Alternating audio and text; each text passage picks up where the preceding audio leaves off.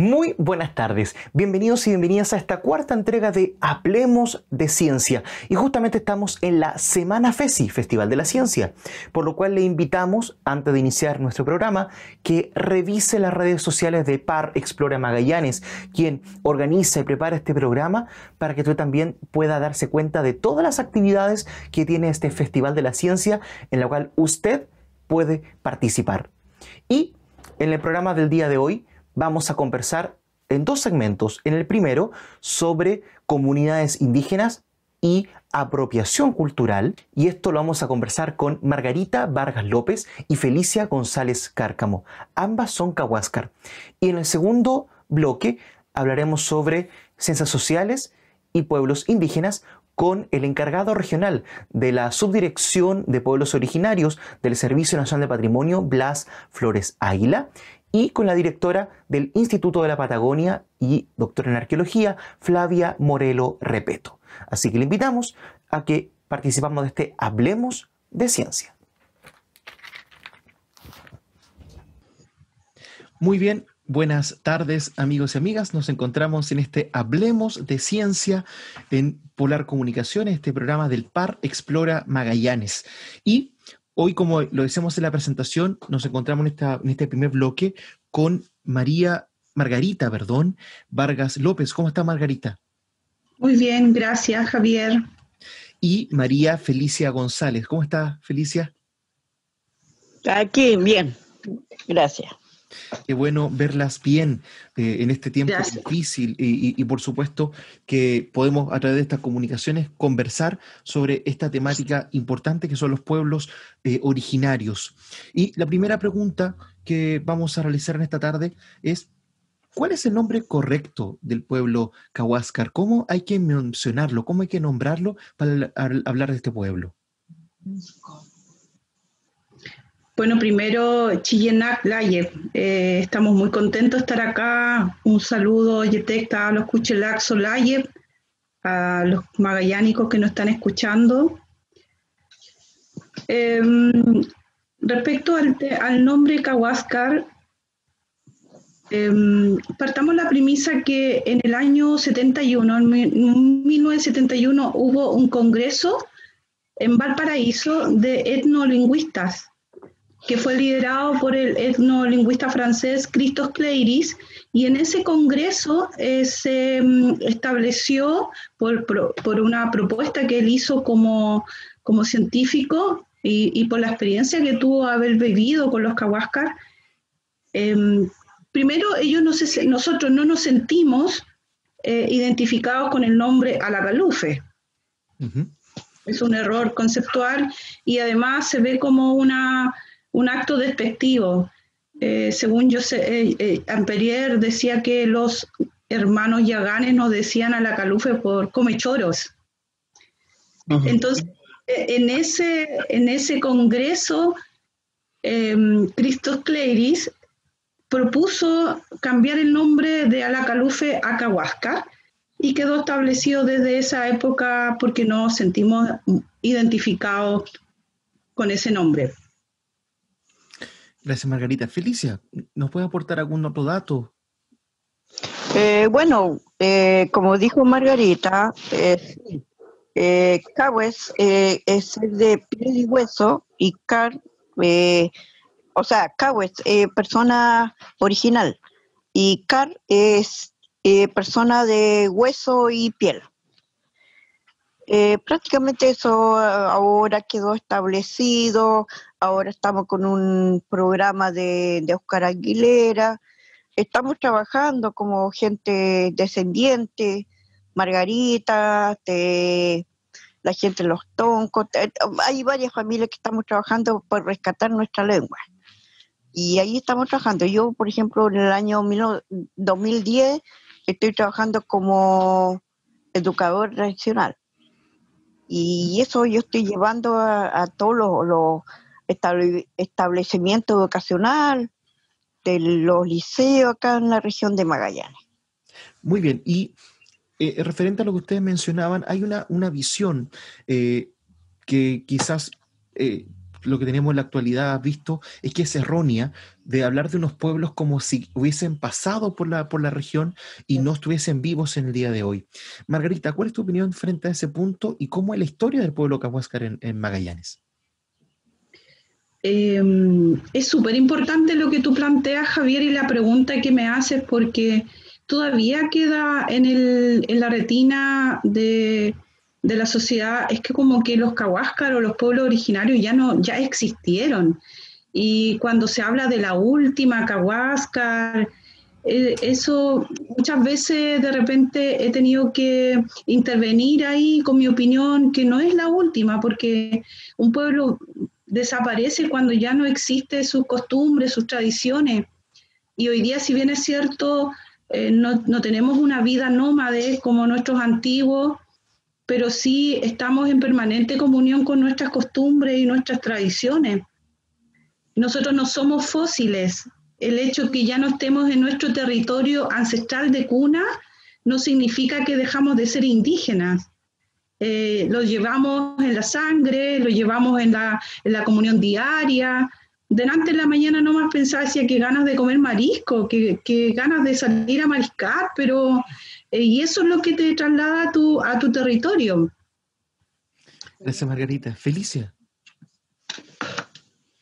¿Cuál es bueno, y como dice Margarita, igual, pues yo pasé un proceso muy importante ahora último, falleció mi señora madre y como dice Margarita, dijeron la última Cahuéscar, pero están los descendientes, está ella igual es familia mía, son mis sobrinos, tercer grado, tengo cualquier cantidad de familias chicas, pues. Entonces están mis hijos. Entonces, uno no puede hablar de la última Cahuáscar, de la última hablante. Puede ser la última hablante, pero claro, pero igual tengo familias en Puerto Ben, está mi tía Gabriela, el tío Raúl, mi papá Juan Nelson, Francisco, entonces quedamos gente y queda nuestra descendencia y quedan nuestros nietos. Nuestros nietos son nuestra descendencia, que prácticamente uno le está enseñando lo que uno sabe, pues, lo que yo he rescatado de mi gente, de mi familia, de los papás, de los tíos, y esa cosa yo lo dejo a mi nieta, pues. Entonces, no podemos decir de los últimos Cahuéscar, pues. No, yo no, eso no, para mí es una ofensa. Gracias. Por favor, Margarita. Nosotros estamos vivos, somos un pueblo que está vivo, que mantiene vivas sus tradiciones, y no porque hayamos salido de nuestro territorio ancestral, del núcleo familiar, nos vamos a olvidar de nuestras costumbres, de nuestras tradiciones, y también como tenemos el derecho, también tenemos un deber. O sea, como dicen, nosotros somos sujetos de derecho, pero también tenemos el deber de transmitir nuestra cultura, de gestionar el conocimiento para que justamente se mantenga viva nuestra historia y no esté plasmado solamente en la literatura, porque la literatura además está totalmente distorsionada. De repente nos confunden, si bien es cierto, se parece mucho nuestra cultura con la cultura de los hermanos Yaganes, pero igual hay de repente costumbres que son muy propias de los Cahuáscar. Entonces, mientras mantengamos nuestras prácticas ancestrales, como por ejemplo hacer la artesanía, difundir nuestra historia, nuestras costumbres, nuestras tradiciones, y también estar siempre dispuesto a transmitir esos saberes que nos dejaron nuestros mayores. Mientras estemos acá presentes y siga nuestra descendencia, porque ellos nos van a ver a nosotros como patrones de modelo de conducta. Y en la medida que nos vean a nosotros comprometidos con nuestro pueblo, que siempre ha sido así, va a seguir viva la cultura. Gracias, Margarita. Hablemos un poco, por favor, sobre las costumbres y tradiciones del pueblo Cahuéscar.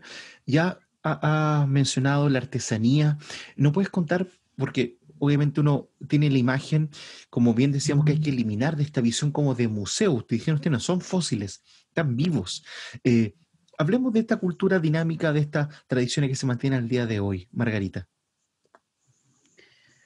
Bueno, como planteaba la Cuchelaxo Felicia, estamos estudiando la lengua para poder transmitirla a nuestros hijos, a nuestros nietos,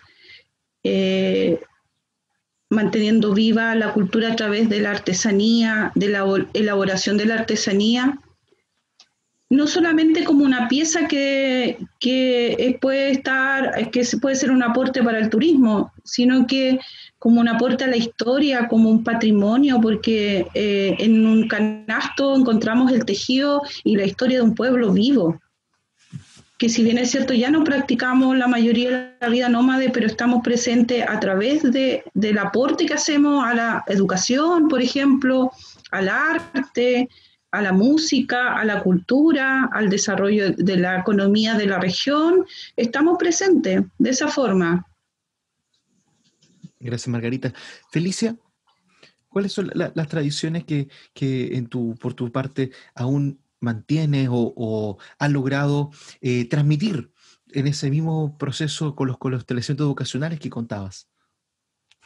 Bueno, como dice Margarita, mi Cuchelaxo Celas, Cuchelaxo significa amigo, Celas, mujer, mi compañerita. Sí, Linda.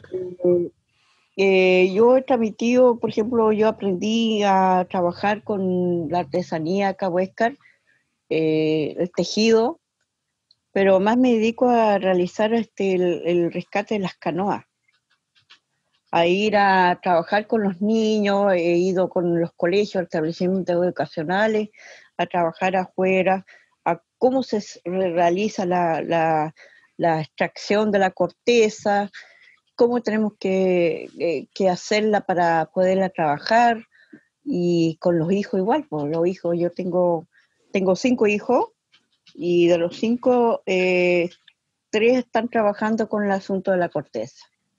Y realizar las canoas, realizar la extracción, sacar el junquillo, y eso. Y trabajar con los niños, ver cuál es, rescatar la lengua también, y realizar, por ejemplo, conocer las plantas y cuáles son los nombres ¿cómo se llama? De los nombres de las plantaciones acá en la región de Magallanes, con el idioma. Muchas gracias, Felicia. Qué interesante esa transmisión, y que se mantenga en las próximas generaciones, por supuesto, porque como lo han dicho y lo vamos a repetir, es un pueblo vivo. Margarita, ya has mencionado la lengua. Han hablado de este proceso de ponerse de acuerdo también de los nombres, de algunos, de cómo escribir ciertas palabras, ciertas expresiones del pueblo. ¿Y puedes contarnos cómo ha sido ese proceso para mantener la lengua viva al día de hoy? Bueno, primero contarte que para nosotros, para nuestra generación, este proceso de transculturación fue un poco complicado, porque en el año 1969, se inauguró la localidad de Puerto Edén y nos sacaron del lugar ancestral que era Yetarte. Yo estoy hablando en el sentido ancestral, digo, porque ahí era donde nosotros practicamos nuestras costumbres, tradiciones. Entonces después nos trasladan a Puerto Edén y tuvimos que adaptarnos a la cultura chilena, donde aprender a hablar el español. Nosotros no teníamos instrumentos de estudio, material bibliográfico para estudiar, sino que todo era en comunión con la naturaleza.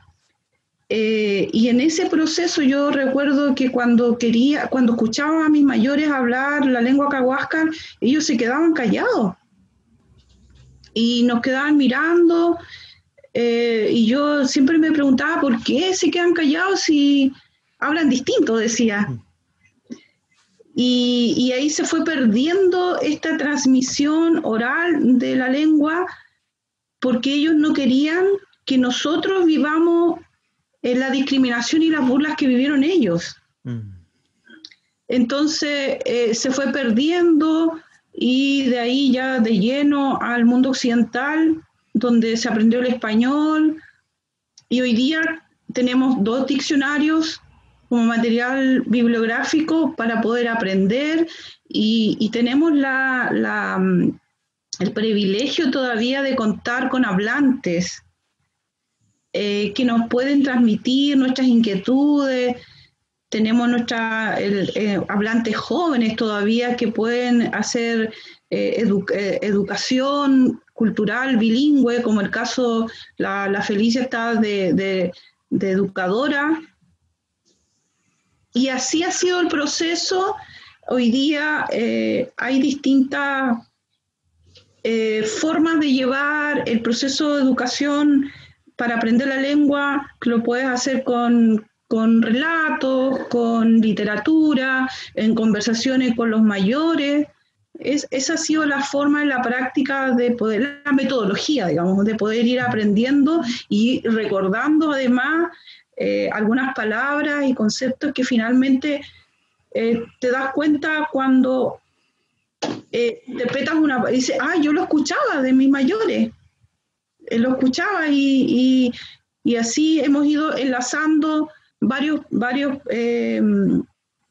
relatos para poder llegar a aprender bastante acerca de la lengua, que nuestra lengua es oral, la transmisión ha sido oral. Claro, y han tenido que adaptar a la escrita para mantenerla y también tener esa comunicación, ese diálogo con otras culturas, ¿no? Exacto, además. Muchas gracias, Margarita. Felicia, quedamos antes de esta pregunta, hablaba sobre este aporte directo a la cultura regional con el traducir, el también mostrar la visión de la flora, de la fauna regional en estas traducciones. ¿Cómo ha sido esa recepción de parte de los jóvenes y las jóvenes cuando empiecen a conocer el nombre de cierta especie, así como lo llamaban los originarios de esta zona?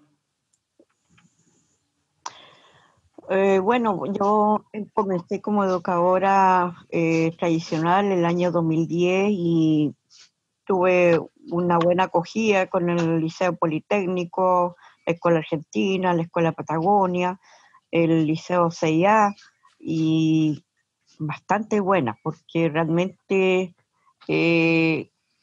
saben que existieron pueblos originarios, y eso es lo que estamos haciendo ahora, de que estamos presentes y que todavía hay gente. Por ejemplo, están mis hijos que están estudiando igual el idioma, y ellos van a seguir transmitiendo al resto de las personas, su gente más cercana. Y igual tengo mi hija que igual estudió para educadora, mi hija estuvo en la escuela Croacia. Entonces es una transmisión que nosotros estamos entregando, y algo que estamos entregando a la sociedad de acá, de Magallanes, que realmente estamos presentes. Esa es la idea. Y aún todavía quedamos gente, no que solamente que llegan una vuelta. Yo estuve en una legata con gente de turismo, porque resulta que mi esposo trabajaba en la plaza, era fotógrafo, y presentaban al gráfico grande de nuestra plaza de armas, Fernando Magallanes, con los indígenas. Todos los indígenas están desaparecidos, están todos extinguidos. Y yo presente ahí, parada.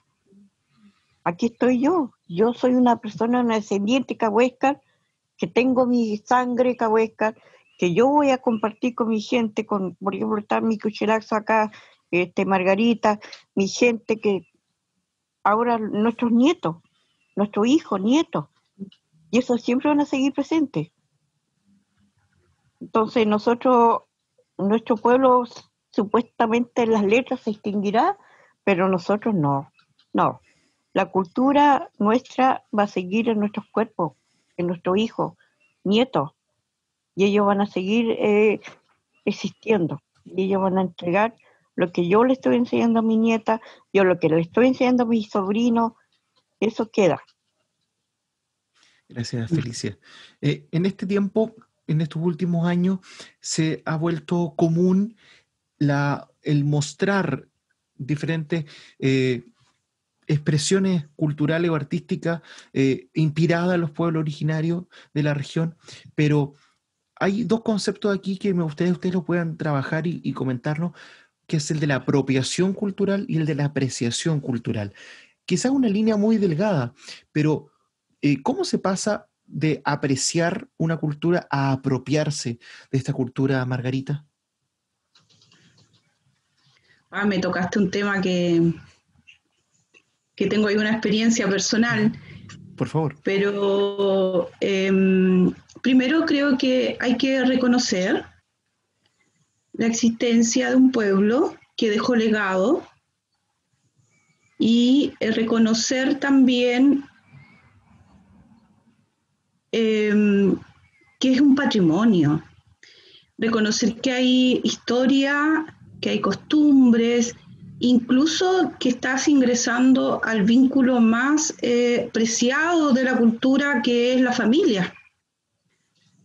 Nuestra organización social es la familia, y es ahí donde, en un contexto ancestral, donde nos reuníamos y se hacía en un clima de respeto, de valoración, primero hacia nuestros mayores y de los mayores hacia los niños. Entonces, siento que este tema del patrimonio inmaterial es un tema que es nuevo, que no se ha legislado, que no se ha trabajado. Todavía queda mucho por hacer aportaciones a la protección de estos saberes. Entonces siento que primero hay que valorar y posteriormente hay que reconocer a quién pertenece y de qué forma podemos trabajar. Te cuento la experiencia personal, porque en un momento, hace como 4 años, si no me equivoco, no lo tengo muy claro porque no soy muy buena para guardar la fecha, como buena cahuáscar, libre. Me cuesta acostumbrarme a los horarios todavía y todos los temas administrativos. Entonces, recuerdo que estábamos en la casa y mi hermana me dice Maiga, porque Maiga me dicen en la casa, está saliendo nuestras fotos en la tele y los cantos. Y bueno, nadie nos preguntó y empecé a investigar. Finalmente, para hacer el cuento corto, ya llamo al productor y me dice, no tenía idea que los cahuascas existían. No tenía idea que existían herederos. Entonces, desde mi punto de vista, convencida de que la organización social de los cahuascares es la familia, me motivé y empecé a luchar por la salvaguardia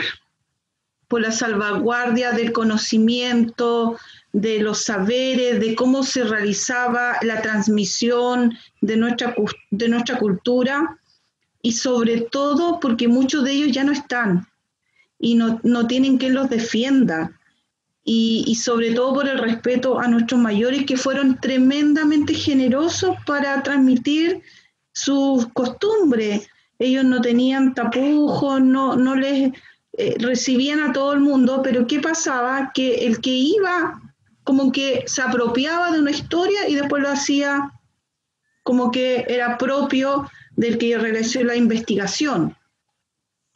Se puso finalmente un recurso de protección en la Corte y la Corte falló en mi contra porque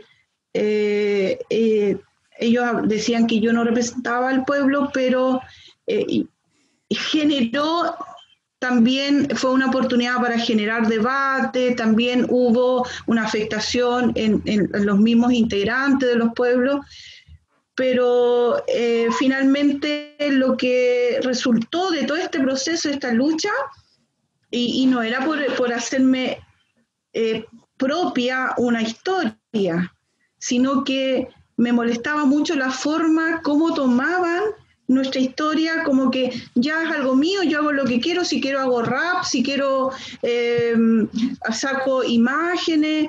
Entonces finalmente presenté al Ministerio de Cultura esta situación y ellos cambiaron la forma de los llamados concursos para que se consideren, hicieron algunas modificaciones en los fondos concursables a raíz de esta situación y de muchas que se han planteado de otros pueblos originarios.